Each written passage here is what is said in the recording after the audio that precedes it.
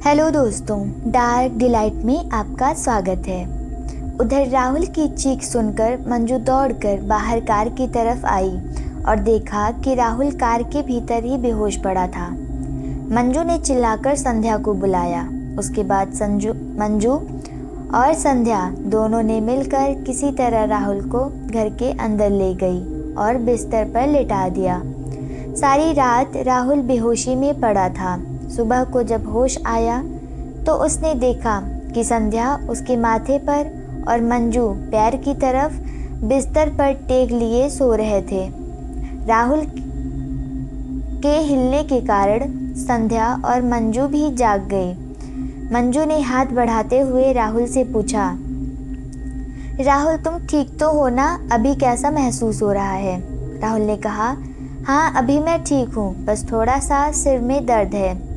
फिर मंजू ने राहत की सांस ली। मैंने मंजू से कहा कि मंजू मुझे बहुत प्यास लगी है और भूख भी, क्या तुम खाना और पानी दोनों लेकर आ सकती हो? उधर बीच में ही संध्या ने कहा, हाँ पापा मैं लाती हूँ, आप आराम कीजिए। फिर मंजू राहुल से पूछती है कि राहुल क्या हो गया था, तुम बेहोश कैसे हो गए?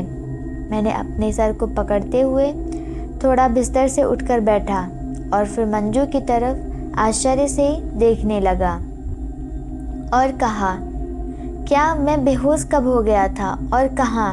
ये सुनकर मंजू चौंक कर बोली, हाँ तुम कार के अंदर बेहोश हो गए थे। कार की पहली सीट पर बेहोशी से गिरे हुए थे। बहुत देर तक जब तुम घर के अंदर नहीं आए तो मैं बाहर आई और तुमको ढूंढने लगी। फिर मैंने देखा कि तुम कार के आगे वाली सीट पर बेहोश पड़े थे। फिर मैंने संध्या को बुलाया और हम दोनों ने मिलकर तुम्हें बिस्तर पर लेटाया और अभी जाकर तुमको होश आया है। क्या तुम्हें कुछ भी याद नहीं?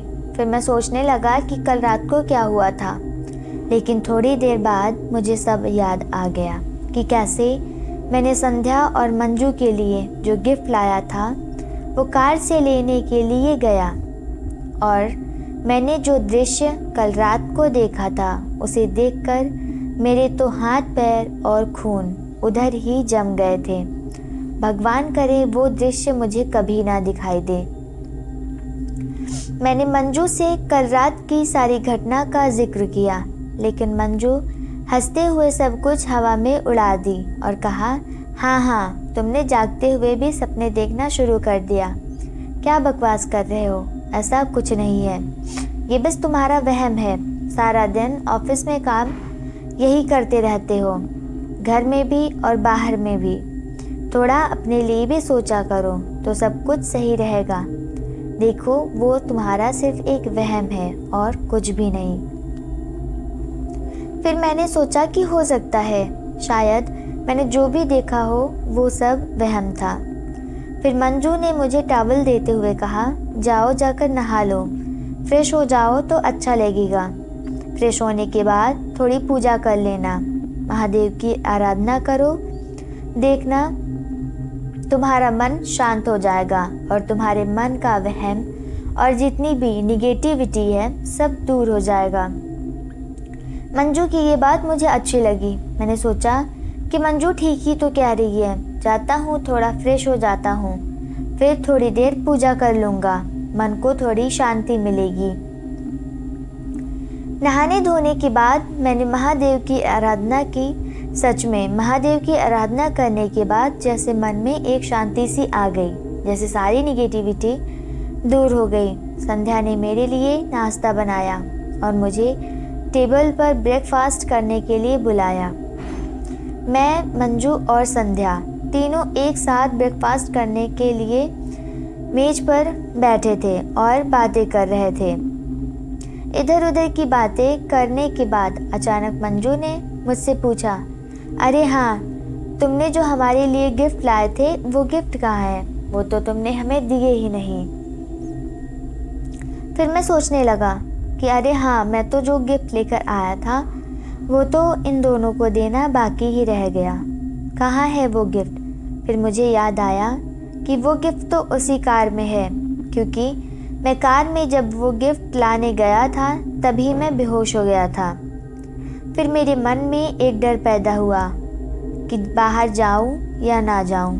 गिफ्ट लेने के लिए मैं सोच रहा था कि तभी संध्या और मंजू दोनों हंस पड़े और मुझसे कहा कि आप चिंता मत कीजिए, कार तक आपको जाने की कोई ज़रूरत नहीं। मैं वो गिफ्ट घर में लेकर आई हूँ, इसीलिए तुम्हें डरने की कोई ज़रूरत नहीं है। और हाँ, ये फालतू का डरना बंद करो। फिर संध्या आश्चर्य होकर पूछने लगी, डर?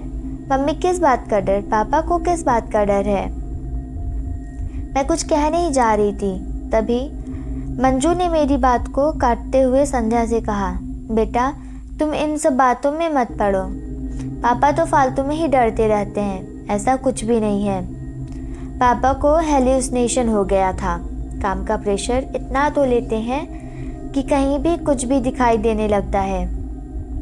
छोड़ो ये सब बातें और नाश्ता करो और चलो जाओ, तुम्हें स्कूल नहीं जाना है क्या? फिर संध्या ने कहा, अरे हाँ, मैं तो भूल ही गई थी, मुझे स्कूल जाना है। चलो पापा, मैं अब चलती हूँ, आप अपना ख्याल रखना। अचानक संध्या जाते जाते रुक गई और पीछे मुड़ के मुझसे कहने लगी, पापा आपसे एक बात पूछूं? फिर मैंने कहा, हाँ पूछो, क्या बात है? पापा आपका ट्रांसफ़र कहाँ हुआ है और हम लोग कहाँ पर जा रहे हैं? तब मैंने संध्या से कहा, बेटा मेरा ट्रांसफ़र उत्तर प्रदेश के एक गांव में हुआ है। हम वहीं पर रहने जा रहे हैं, वहीं पर मेरा न्यू प्रोजेक्ट है। फिर संध्या ने मुस्कुराते हुए कहा, ठीक है पापा, टेक केयर एंड बाय।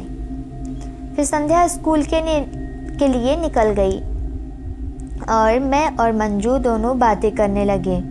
लेकिन जो तूफ़ान हम लोगों के जीवन में आने वाला था, उस तूफ़ान से अनजान हम लोग हंसकर बोल रहे थे। उधर संध्या की स्कूल में संध्या बहुत खुश थी। वह एक ऐसी जगह जाने वाली थी जिसका उससे बचपन से इंतज़ार था। स्कूल में संध्या के सारे दोस्त संध्या से पूछने लगे कि अरे संध्या, तुम आज इतना खुश क्यों हो? फिर संध्या ने हंसते हुए कहा, अरे पता है, मेरा वर्षों का सपना पूरा होने वाला है। उसके दोस्त ने कहा, सपना? कौन सा सपना? संध्या ने कहा, गांव में जाना। मुझे गांव जाना बहुत पसंद है। दरअसल मेरे पापा का ट्रांसफ़र हो गया है। फिर संध्या की एक दोस्त अनीता बोली, तुम्हारे पापा का ट्रांसफ़र हो गया है संध्या? कहाँ? कौन से गांव में? संध्या बोली, उत्तर प्रदेश के एक गांव मधुपुर में। वहाँ पर कोई हवेली है। उस हवेली को तोड़ के पापा कोई होटल बनाने वाले हैं। इसी का प्रोजेक्ट हमको मिला है। उसी काम से उनका ट्रांसफ़र हुआ है। इसी कारण से हम लोग भी वहाँ जा रहे हैं। जानती हो अनीता, मैं बहुत खुश हूँ। मेरे बचपन का सपना था कि मैं किसी गांव में जाऊँ और गांव को देखूँ। इस भीड़ वाले शहर में रहकर मैं थक गई हूँ। गांव की हरी भरी जगह देखना मुझे बहुत पसंद है। संध्या की ये बात सुनकर अनीता चौंक गई और फिर उसने संध्या से कहा, क्या कहा संध्या? कौन सी जगह? मधुपुर? और मधुपुर की वो हवेली, तुम लोग वहाँ जा रहे हो? संध्या ने कहा, हाँ हाँ मधुपुर, हम लोग वहीं जा रहे हैं और वहाँ पर एक हवेली है। वहीं पर, हवेली का नाम तो नहीं पता मुझे, लेकिन तुम ऐसे क्यों पूछ रही? फिर अनीता ने थोड़ा शांत होकर और चिंताजनक चेहरा लेकर संध्या से कहा, दरअसल संध्या, उस गांव में जो हवेली है वो हवेली बहुत बदनाम है। सुना है उस हवेली में कोई खतरनाक शैतान रहती है, कोई चुड़ैल, कुछ भी कहो, कुछ तो है उस हवेली में, जिस कारण से उस हवेली में कोई भी जिंदा नहीं रहता है। आज तक जो भी उस हवेली पर गया है वो उस हवेली से कभी भी लौट कर नहीं आया। इस हवेली में जो भी रहने की कोशिश करता है, आज तक उसकी मृत्यु हो गई है, जिसको किसी की भी खबर नहीं होती। और सबसे बड़ी बात, उस हवेली में जिसकी भी मृत्यु होती है वो एक पुरुष नहीं, स्त्री होती है। संध्या ने अनीता से कहा, ये क्या बकवास कर रही हो? ऐसा कुछ नहीं होता। तुम चुड़ैल और भूत प्रेत में विश्वास करती हो। वो भी आजकल के ज़माने में। और वैसे भी तुम्हें ये सब किसने बताया? तुम्हें कैसे पता चला इस बारे में? फिर अनीता ने कहा, दरअसल संध्या मेरे चाचा जी मधुपुर में रहते हैं। वो बहुत सालों से वहाँ पर रहते हैं। दरअसल मेरे बड़े पापा का बेटा रोहित भैया की नई नई शादी हुई थी।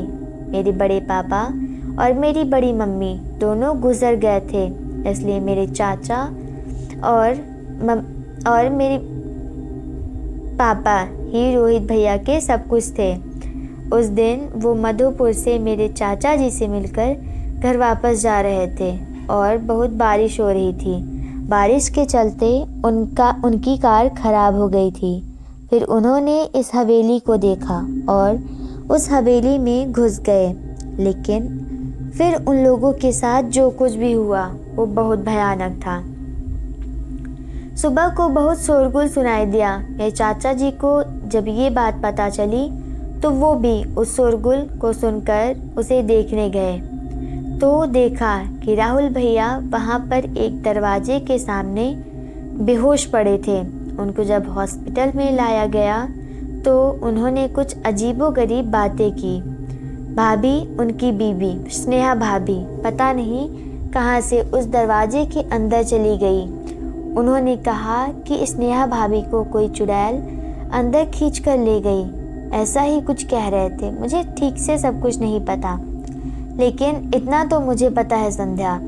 मैं बस तुम्हें इतना कहना चाहती हूँ कि अगर तुम्हारे पापा उस हवेली में जा रहे हैं तो प्लीज़ रोक लो। पता नहीं, मेरा मन बहुत घबरा रहा है। अनीता की ये बात सुनकर संध्या का मन थोड़ा उदास हो गया और वो बोली, अरे तुम भी चिंता करती रहती हो। चिंता मत करो, ऐसा कुछ नहीं है। वो सब तुम्हारे चाचा का वहम है और तुम्हारे भैया का भी होगा। ऐसा कुछ नहीं होता। चलो ठीक है, छुट्टी हो गई, मैं तुमसे बाद में बात करती हूँ। मुझे जाकर पैकिंग भी करनी है। कल हम लोग निकल रहे हैं। तुमसे फ़ोन पर बातें होती रहेंगी। फिर अनीता ने कहा, okay Sandhya, bye and take care. ध्यान रखना अपना। शाम को जब संध्या घर पहुंची तो उसका मन थोड़ा उदास था। उसका उदास मन देखकर मैंने संध्या से पूछा, क्या बात है बेटा, तुम्हारा मन आज उदास लग रहा है, क्या हुआ? स्कूल में कुछ हुआ है क्या? फिर संध्या ने एक चिंताजनक चेहरा लेकर मुझसे पूछा, पापा आपसे एक बात पूछूं, प्लीज़ सही सही बताना, आपको मेरी कसम। मैंने कहा, अरे बेटा कसम क्यों दे रही, तुम जो भी पूछो मैं सब सही सही बताऊंगा, पूछो क्या पूछना है। संध्या ने मुझसे कहा, पापा हम लोग जहाँ जा रहे हैं उस गांव में आपका जिस हवेली में काम है उस हवेली का नाम क्या है? फिर मैंने कहा, मंजूलिका हवेली। फिर पता नहीं संध्या को क्या हो गया। संध्या अचानक से एकदम शांत खड़ी रही और धीरे धीरे अपने कमरे की तरफ चली गई। ना कुछ उसने कहा और ना ही कुछ पूछा। इस आश्चर्यजनक बर्ताव को देखकर मुझे थोड़ी सी चिंता तो हुई, लेकिन फिर मैंने सोचा शायद उस हवेली का नाम सुनकर वो उसी के बारे में सोच रही है, तो मैंने ये सब सोचना छोड़ दिया। लेकिन मुझे क्या पता था कि मधुपुर जाने से पहले रात को मुझे कुछ और भी भयानक देखने को मिलेगा।